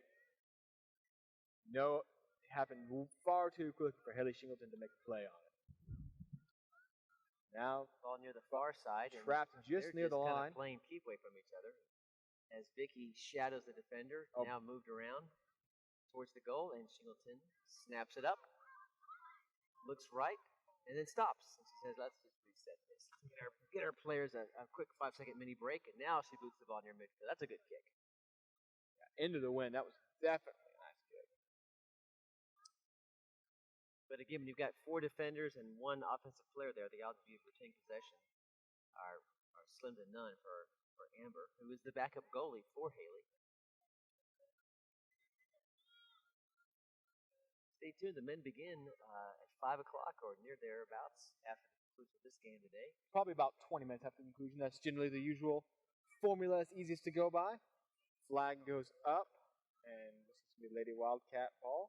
And again, we will be passing along scores as we get them from today's football contest against Howard Payne. The Lions began the season with a 13-12 loss to Bethany College in a very, very tightly well-fought game by the Lions. Yeah. Very, very entertaining game last weekend. The ball goes in. And slides right past the net. But kick back, and Shingleton there, I think she prevented a goal there. Number 4, yes. Haley Gerard was right there to punch that in had Shingleton not been there to lay down on that ball. So great. So now 27's got a shot and hit, and she's going to push it left. Had a shot on goal from our angle of it, and then just kind of just went left. Streamed to the left a little bit. Maybe the wind adjusted, but it was definitely a window of opportunity that was there for just a moment. Yeah, Shingleton did a good job there of interrupting that pass. If Haley Gerald had got her foot on the ball there, she had an open net. So that she prevented a 3-0 deficit. Clock ticks down under 14 now left in the contest. You'd like to see the Lions at least get 1 goal to get one on the board. I mean, scoring 2 goals in 14 minutes is by no means impossible. Sure. This game is not over yet. Lady Lions need to keep on pushing. But so far, especially in the second half, they have not been able to find any sort of real success. I think they're tiring some as well. They're just not moving quite as fast as they were in the first half. But they have to stay aggressive. They cannot sit back. They will not score playing on this side of the field.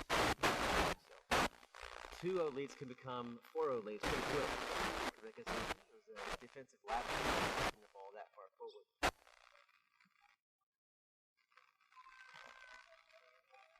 Here again, number 27 and 4 working in tandem together to try to free themselves from Vicky Hagemeyer. And now 34 looks to center. Angela Rios, and that ball is stopped by Haley Shingleton.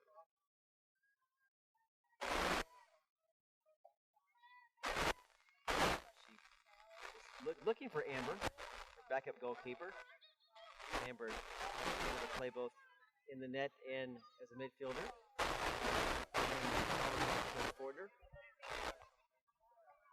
Nice defensive header by number 8, Alex Korn, who had an assist on the first goal of the game.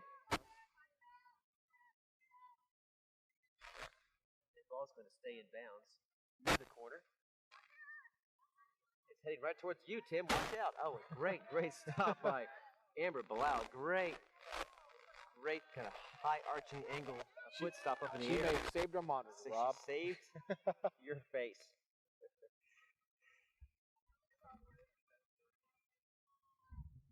12 minutes. 12 minutes remaining in this ball game. The Lions looking for any spark at all from their midfielders and their forward. As Shingleton playing well this second half. Just that one breakaway on that powerful shot by Bergeron, and this could still be a 1-0 game, which really keeps it tight. When you're under a minute, a 1-0 is as close as it can get. The ball goes out of bounds, and that's going to be SAGU Lions football. In Europe, it's a football. We'll call it soccer. We're in America. Nice save there. We're in America. We're also covering on SAGU Sports Network the men's and women's basketball this season. Well, not starting in January. In January, this is the second half of play. And, I think we had the greatest turnaround in NAIA league play in the nation. Yes, last year the SAGU men transformed, I believe, 15 more wins than they had the year before. So here comes another corner for the Lady Wildcats, still searching to go ahead and put this one away. And they split their wall up, and then they come attacking as a header. And that ball goes over the net. It looked good. It looked good coming off the left side of her head. That was a header. And she is upset at herself, shaking her head like, I had that. Yeah, she did. That was another very good. They've had two. Haley Gerald. Was Gerald looking for some glory there with a header that just skimmed over the crossbar. Yeah, they have had two very good corners today from Anna Champagne, and two very good headers, both just not quite good enough, though. That one obviously would have put this one definitely away. As it is, Lady Lions still clinging to that hope. You've got 10 minutes left now. You're down by 2. You need a goal. Let's have now. a good possession here. Let's see if the Lady Lions can get that ball deep in Wildcat territory. And well, that's not going to work this time as the Wildcats defense pushes the ball way forward, and Shingleton way out in front of the goal box, 30 yards in front. It's a good thing she did, because Brianne Hopkins for Lady Wildcats had beaten every Lions player to the ball. That would have been a breakaway, one-on-one with the goalie. Sure. So Shingleton taking the risk there of coming cutting out off the angle, right? Cutting off the risk factor. Sometimes it's best to leave the net, actually. Yeah, she took the risk, and now the side risk is if she hadn't been able to maintain the ball, Brianne Hopkins would have had an empty net to play with. Talk about how the goalies use angles. It's kind of a math game, isn't it? To guard that. Oh yeah, because that space with your body and the ball, which the angle's coming into. The closer you play to the goal, the less territory you're actually defending. Sure. Obviously, you have to play closer to the goal depending on where the players are. But on a play like that, when you just look at percentages, when you look at angles, Shingleton was cutting off probably 40 to 50% of the goal by coming out. You just have to just draw like a cone wherever the goalie's hands are, and that spreads out. Sure. And that can so obviously leaving the net sometimes is the safer option. But the catch that is, if the Wildcats were able to pass it to another defender on the right side, it's an open net. Exactly. So that angle can change in an instant of defense. So yeah, it's a calculated risk. So because it was a breakaway, she knew there was no other person to pass to. Therefore, I'm going to come out and he's going to lose that cone. Otherwise, she has to stay home after the 2-on-1 breakaway. Some subs coming in for Louisiana College. That'll put in some fresh legs for them with just 8 minutes left now. Obviously, now when you're up 2-0, fresh legs are all you need. You need to keep the ball away, keep passing it, keep kicking it down, and it's a strategy you'll see everywhere. When the game starts getting closer to the end, it's better to waste some time putting in your subs. The clock doesn't stop for substitutions, and you can kind of milk that clock with no play going on. And it's proverbially like kneeling down a little bit in football. Oh, stolen away here. Lady Lions maybe with an opportunity. Here comes Amber Bilal. She's 1-on-3. Kicks it towards the net, and it'll roll in harmlessly. I love the hustle. Love Amber's hustle today. She has played really, really hard. And we'll be selecting a player of the game at the conclusion of this soccer match today. And boy, Amber, she may get some looks. Her aggressiveness, her ball control has been impressive today.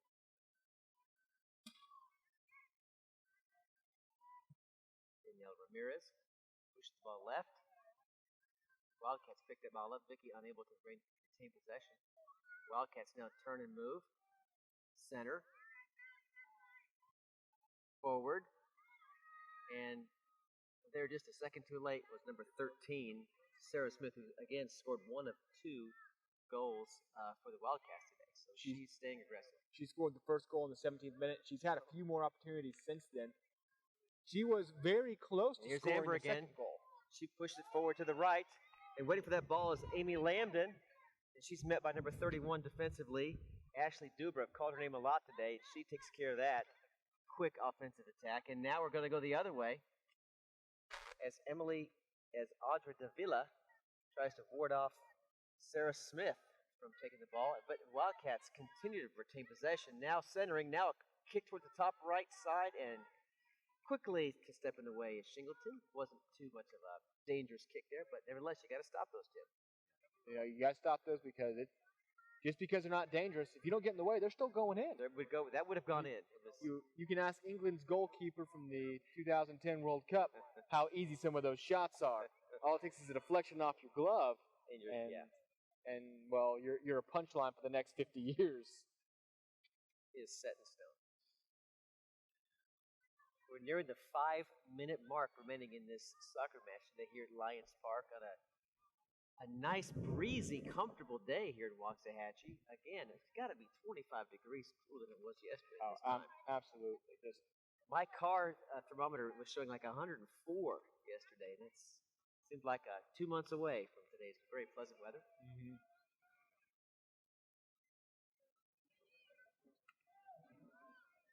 There's a steal. There's a steal, and it's 1-on-3. There's a kick, and Shingleton. That's Sarah Smith again. Sarah Smith. Talk about hustle. Great. Sarah Smith has had hustle today, too. She has had several more shots directly on goal besides the goal that she scored. She's definitely been a key factor in today's game and why the Lady Wildcats are probably about to hold on to this victory here with just under 5 minutes remaining now.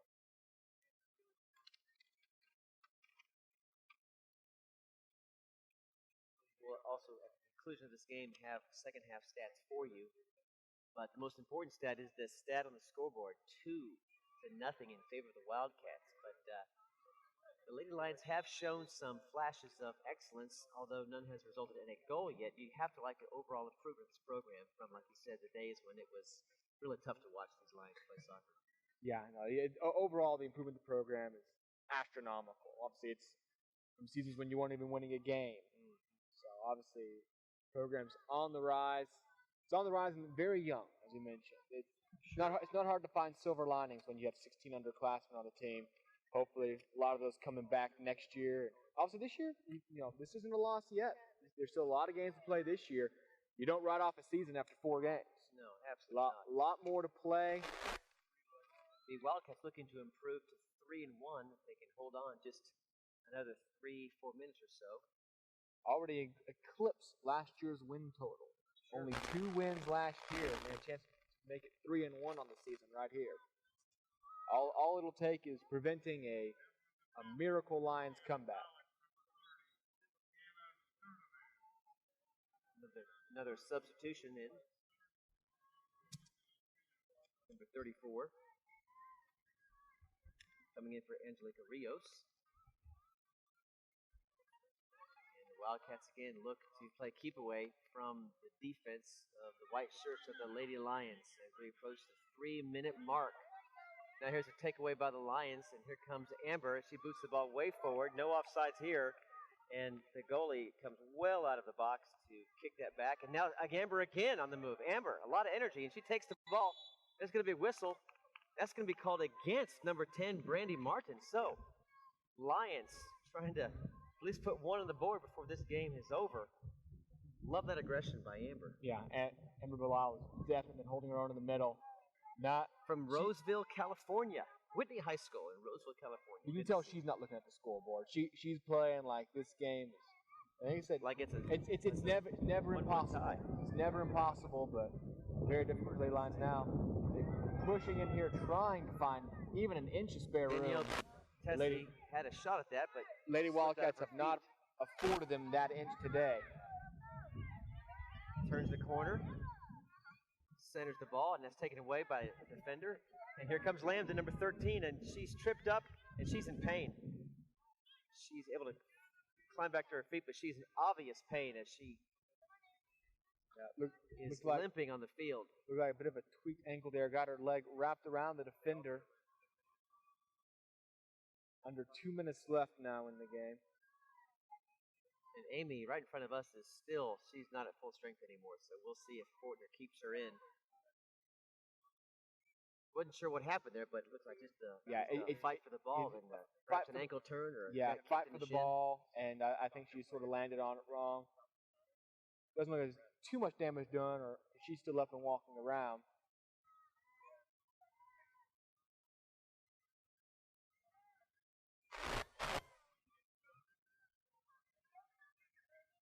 And Lambden tried to spring back to life with that stop, but it slipped past her. Now Dubra is down, number 31 for the Wildcats. Ashley Dubra in pain. And the clock will stop with 1:02 left on the official game clock because of the player down on the field. Here comes some attention near midfield to make sure she's okay. Looks like it could be something in her ankles. Usually when you see that right there, either they're testing to see whether it's just a cramp or if it is, like, by the way they bend it. I always, it's always the silliest thing when they ask, does this hurt? But they have to judge what kind of pain it is to judge whether or not it's an ankle turn. Looks like the Lions, Amy Lambden's also on the ground, just getting a little bit of help there from Danielle. A double medical Daniela? timeout. So she took advantage of that timeout Yeah. to get herself stretched out for just a moment. We're under just about a minute left to play this ball game.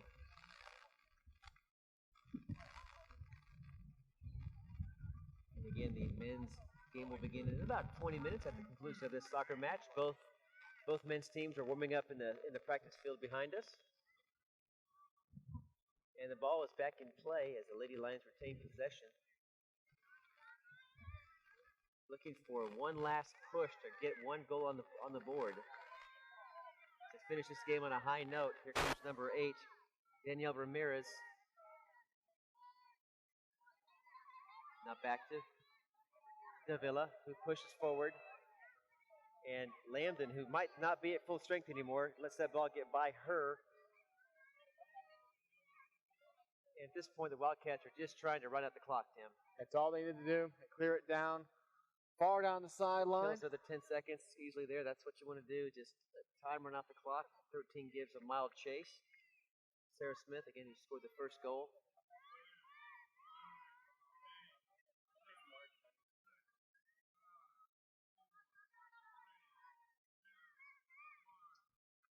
And there's the time, and there's the whistle, indicating the end of this game. And the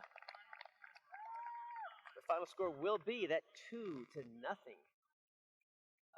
Total we had, I guess, about 15. It felt like 15 seconds. About a minute into the second half, the second goal was scored, Tim. So that held up the whole game. Yeah, that's all they needed. Obviously, the first goal was all they needed. The winning goal of the game is scored by Sarah Smith in the 17th minute of the first half.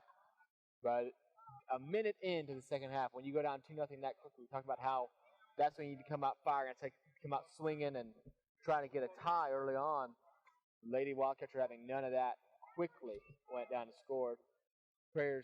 The players meet on the field, circle up for the prayer And the men to end the quickly take the field. They waste no time practicing. They know they're going to be starting in just a few minutes. So we'll come back in a few moments with some final stats as players from both teams meet in the middle.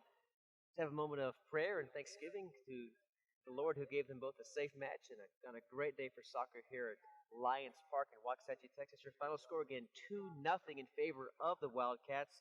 We'll be back with our selection of the player of the game and final stats. Stay tuned here on the SAGU Sports Network.